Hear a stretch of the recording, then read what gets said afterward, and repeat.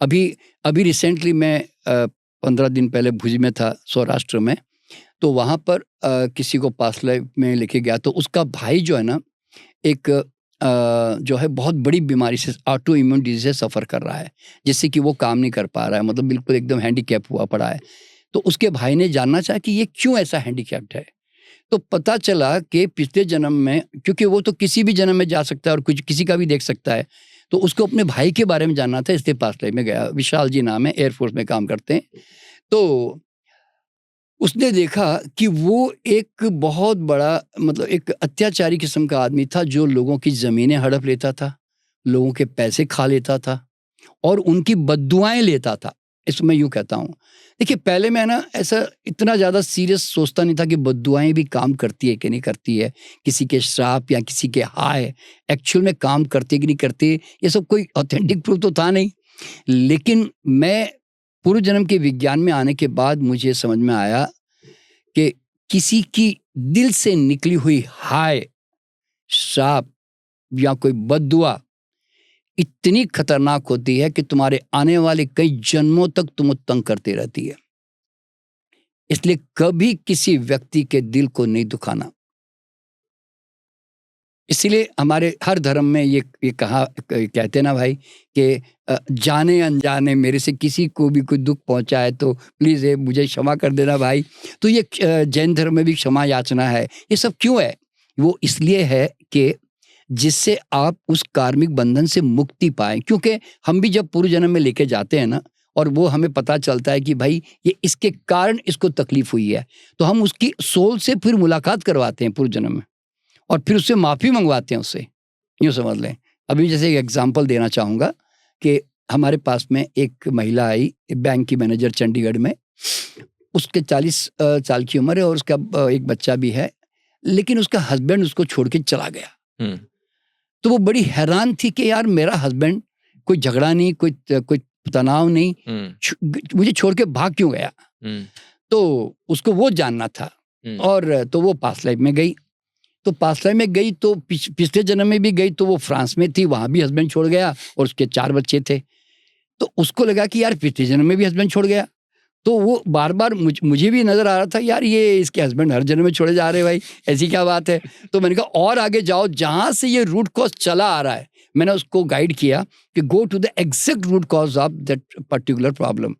तो वो 500 साल के आसपास के एरिया में, मतलब ईयर में गई, और उसने देखा कि वो एक बहुत बड़ा मतलब एक पैसे वाले सेठ थे।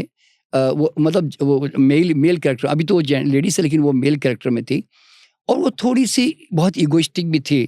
तो उसका एक नौकर था, उसकी उसी दिन शादी हुई थी। तो शादी होने के बाद में किसी कारणवश कोई झगड़ा हो गया, गुस्सा हो गया, तो उसने उस नौकर को मार दिया, उसकी हत्या कर दी। तो हत्या करने के बाद क्या हुआ कि वो जो नवी-नवेली दुल्हन, जो राजस्थान का एरिया था उस समय, तो वो नवेली दुल्हन जो है उसके लाश के ऊपर बैठकर चिता पर वो सती हो गई। तो उसने उस लाश पे बैठने के बाद उसने ये मतलब प्रकार से बद्दुआ दी कि तूने जिस तरह मेरे सुहाग को उजाड़ा है, तू भी किसी भी जन्म में अपने शादी के सुख को भोग नहीं पाएगा, यानी कि दाम्पत्य जीवन को तू भोग नहीं पाएगा। तो ये बात जब मैंने भी मतलब जानने में मुझे भी आई, तो मैंने भी देखा यार 500 साल पहले उसने बद्दुआ दी और अभी तक उसके जीवन में चली आ रही है। वो खत्म क्यों नहीं हो रही है? ये भी एक बड़ा क्वेश्चन था मेरे सामने। तो फिर मैंने उसको कहा कि connect to that soul now. मैंने कहा वो जो औरत सती हो गई, उसकी चेतना को बुलाओ, हम उसको मतलब आह्वान करते हैं और उसके साथ बातचीत करते हैं, और बातचीत करके फिर उसको हमने उसको मतलब उसके साथ माफ़ी मंगवाई उनसे। और क्या होता है, सोल जो है ना, वैसे तो 90% सोल माफ़ कर देती है, पर मैंने देखा कई बार कई सोल माफ़ भी नहीं करती, ये भी मैंने देखा।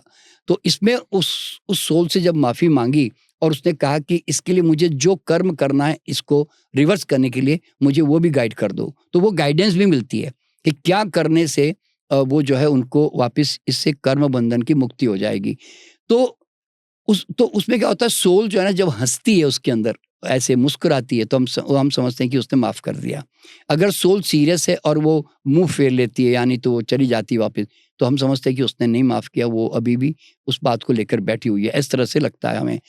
तो ये सब चीज़ें जब हमने देखी, तो फिर मैं वापस उसको माफ़ी मंगवाने के बाद मैं 100 साल के बाद, जैसे मेरा हर पास्ट लाइफ में मैं 100 ईयर्स आफ्टर फ्यूचर में लेके जाता ही हूँ, तो मैं जब उसको मैं 100 साल के बाद आगे भविष्य में लेके गया, तो वहाँ पर भी उसने अपनी शादी देखी, लेकिन मैंने उसको कहा कि कितने साल तक शादी मेंटेन्ड है, तो उसने बताया कि 42 ईयर्स तक मेरे हस्बैंड मेरे साथ रहे, फिर उनकी डेथ हो गई। तो फिर मैं समझ गया कि चलो एक अगले जन्म में अब ये इस कर्म बंधन से अब मुक्त हो गई है। तो ये सबसे बड़ी बात जो है ना, बद्दुआ जो हम कहते हैं, ये बद्दुआ, श्राप, किसी की हाय जो है ना, ये बड़ी खतरनाक होती है। इवन ये चिड़ियों को, बच्चों को लेकर भी, एक महिला जो थी जिसके बच्चे नहीं हो रहे थे, वो चिड़ियों के अंडे को तोड़ देती थी। तो उसके कारण देखिए, अब चिड़िया तो छोटा जानवर है, छोटा जीव है, और जब उसके अंडों को वो ऐसे, वो गुलेरी होती है ना, गुलेर से तोड़ के वो उसको मजे लेती थी मतलब, तो उसका असर ये हुआ कि इस जन्म में उसको बच्चे ही नहीं हो रहे थे। तो अब ये उसको जानना था कि क्या कार्मिक बंधन है। तो जब उसने जाकर देखा कि वो चिड़िया की आत्मा बहुत तकलीफ और एक प्रकार से दुख होता था उसको, तो अब वो किस प्रकार की बद्दुआ देती थी, नहीं देती, मुझे भी मतलब इसके बारे में मैं कुछ कह नहीं सकता, लेकिन मुझे ये पता जरूर महसूस हुआ कि छोटे-छोटे जीवों की भी आत्मा है ना, कुछ न कुछ तो नेगेटिव फीलिंग्स जरूर पास ऑन करती है। उसका असर ये हुआ कि उसके बच्चे नहीं हुए, तो फिर मैंने उसकी चिड़ियों की आत्मा से, देखिए आत्मा, शरीर भली छोटा है पर चेतना तो चेतना है, वो तो उसका कोई साइज तो होता नहीं है। तो उससे फिर माफ़ी मंगवाई, और माफ़ी मंगवा के उनसे रेमेडी भी पूछी कि भाई क्या रेमेडी इसके लिए ठीक रहेगी। तो उन्होंने बताया कि चिड़ियों को दाना डालो अपने छत के ऊपर, और एक प्रचार करो कि कोई चिड़ियों के मतलब जानवरों के अंडे को कभी नष्ट ना करें। ये मतलब उसको गाइडेंस मिली। तो उसने प्रैक्टिकली है ना, उस लड़की ने अपने ब्रोशर छपवाए, और उसने लोगों को बांटा, और जगह जगह पर उन्होंने जो है ना चिड़ियों के लिए पानी और दाना की व्यवस्था की।